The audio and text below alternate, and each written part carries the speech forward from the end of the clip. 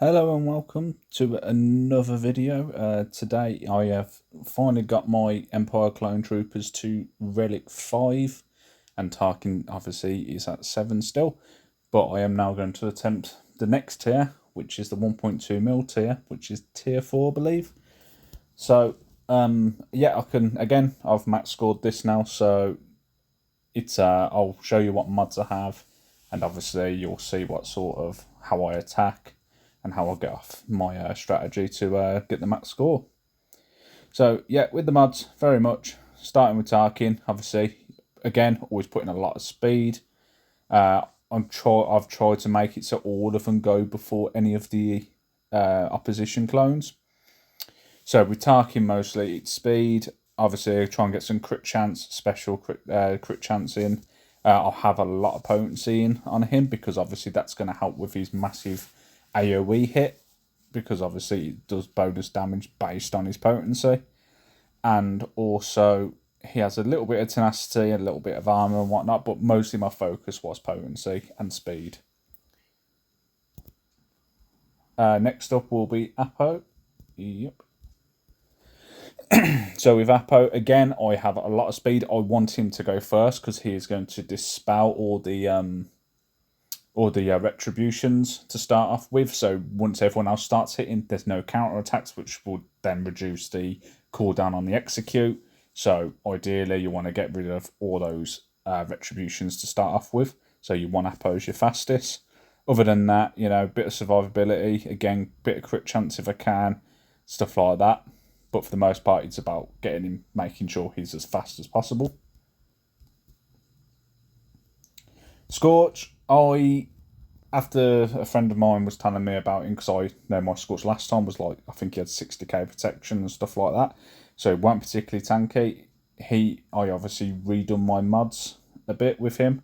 So again, I've boosted up his speed because previously he was a bit too slow, whereas now he goes a bit quicker and he goes before Tarkin, I believe now, because of the plus 30 speed from Tarkin's lead. But other than that, I've put in a lot more potent protection in there, a lot more survivability I've gone for. So he's got a bit of armor. I've put a lot of tenacity in there as well, so he's over 100% tenacity. But he's very much there because you want him to be targeted and to survive as long as possible, ideally, because it just takes away from the other characters getting hit or potentially going down. But yeah, he is mostly there to be your little the wall in front of the rest of your team. CX, again, I've tried to put as much speed. He is quite slow anyway, from what I'm gathering, looking at that. But yeah, I try to put in as much as possible. Obviously, the more speed you have, better, because obviously turn order and all that. Other than that, you probably go for crit chance if you can and stuff. He's probably one of the ones I still need to redo some modding, but for this tier, this seemed fine. So it's when I hit the next tier is when I'll potentially have to remap what his mods are doing for him. But yeah, other than that, mostly speed. And last of all, Disguised Trooper. Again, try and get as much speed as I can on him. Try to get some crit chance and stuff, and anything to do around damage, because he can deal a bit. But other than that, again, another one. Haven't overly got the greatest of mods. It's very much, he's there to wipe out when they get Order 66 on them, and also if I can get debuffs down, that's ideal as well. So, because I think he can put exposures down, which will help massively. So, yeah. So, with that said, we'll get into the battle. But yeah, I can 1.2mm this, max score. And very much had to try a few times, because normally I go like certain routes and stuff. I do normally attack certain ways, but I kind of tested different methods here to try and get it. But this is kind of how I figured it. Yeah, I dispelled, then I used everyone's specials to obviously get as much damage down as possible off the bat. I will obviously then use this because I want to at least kill him off. I use Tarkin's third because obviously now I will AoE and wipe out most of them. Obviously next it's getting rid of this guy here, so what I did was I just used that so I could start my buffs and my damage stacking, get rid of him. So now he's got 21 stacks, and this makes it a lot easier from now on. Obviously, the second stage, again, on this, I noticed, can be a bit hairy because the stacks of execute end up being quite low. And if you can hear the meow, that's my cat meowing at me. But yeah, so obviously once you get through the first part, it does make it a lot easier, and it does mean you're very much on track. Just sometimes it's very much, if he executes a Jedi, you know you ain't getting that max score pretty much. As you see, he's already down to 6 stacks, and I'm having to target the retribution guys. So obviously here I use that to dispel the buffs again, and then I'm hoping here, because of, like I say, look at how low that execute is, it's very close.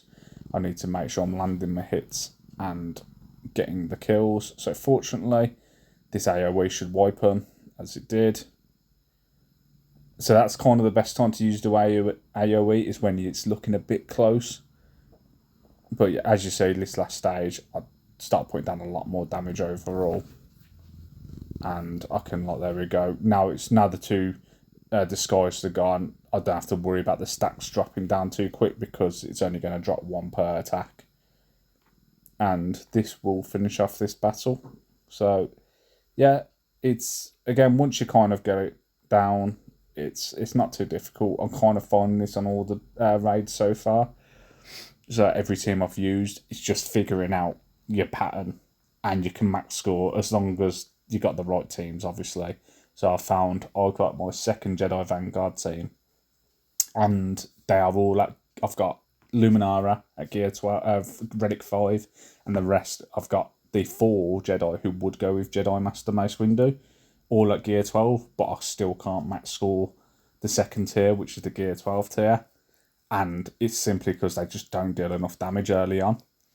So I've kind of figured that I might not be able to do anything about that until I get Mace Windu unlocked, which is a bit of a pain, because then it's like you're overpowering characters for the requirements, and it's just not helpful. But yeah, sorry. Anyway, thank you for watching, and I hope this helps some people out who might be struggling with this raid. And you know, if it does help, please leave a like and even subscribe, because I will do more videos.